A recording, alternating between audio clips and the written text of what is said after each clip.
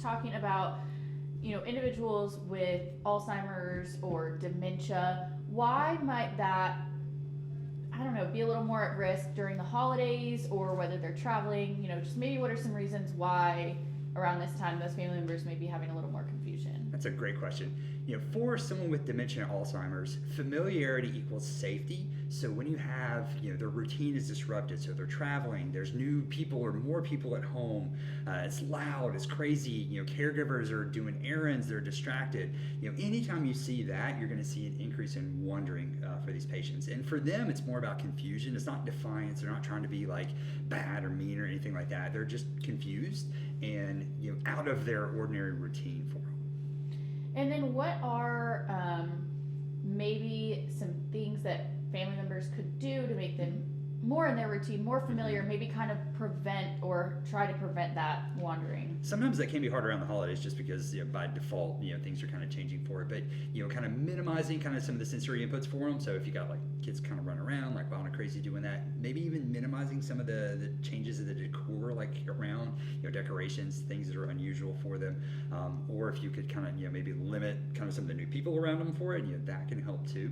And also too, if you're having like holidays, there's lots of people over there, assign one adult to kind of watch them and be their kind of watcher, kind of guardian for them, because what happens a lot, you see this, but like, oh, I thought so and so was watching them or something like that, and it's kind of these gaps in kind of attention is when they can kind of sneak out for it. The other thing that you look at is kind of watching them. If you notice like increased agitation, or they're pacing, or they seem a little bit more confused from their baseline, or if maybe they're reaching for their coat or their shoes, that might be a kind of warning sign that they might do this.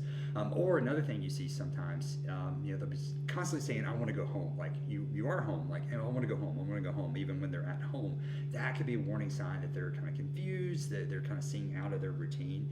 And if you have a caregiver who is like, ooh, they're this isn't their baseline, something's going on, trust that instinct that something might be happening. Is there any other sort of risks aside from, maybe them wandering out of the home and like walking away? Is there anything, I don't know, like I'm just thinking whether it be like cooking and watching them, around the oven, or is there any other sort of risks that are posed around the holidays specifically with these individuals? I definitely can. There's other things kind of going on around the home. There might be things that could hurt themselves on around the home. It's always a good idea just to kind of proof the home for it. So thinking about physical security, we're wondering having secure doors, having chimes or alarms that would go off if they wander for it. The other thing some people don't think about is kind of putting their maybe coat, shoes kind of out of sight, so it's not kind of a reminder for them for it. Those things can help too. But then making sure the stove is kind of safe, the oven,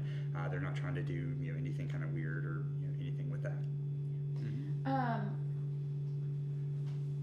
I'm trying to think if I really have, I feel like you kind of hit on all the points already. So is there anything else, I guess, that you think people should know about those with Alzheimer's or dementia, maybe not even necessarily specifically around the holidays, just in general, as far as like wandering and what to do in those instances? Well, the biggest thing is call 911 immediately. If they're gone, you can't find them, call 911 immediately.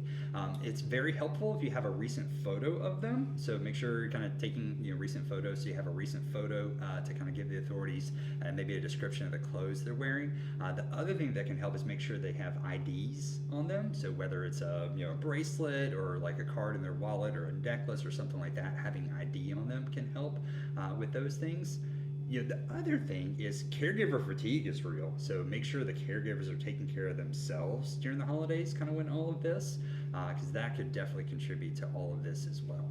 And then I know you mentioned, people saying, I want to go home when they are already home, but definitely just kind of reiterating and verifying, like, when these people, maybe they're at a relative's house for the holidays, like that probably increases confusion a lot more, correct? Absolutely, because it's a different location for them. Even if it's a place previously they went to a lot, since they've had dementia, it might be new. It's not familiar. It's not kind of where they're used to being. So absolutely, being at a relative's house can definitely increase the risk of wandering. Anything else to add? If you have a elderly relative or neighbor, make sure you're checking in on them. For that, check in on the caregivers too. if they need help with something, or even offer to watch for a little bit so they can go do errands or kind of have some time to kind of recover for them, that would be huge for them too.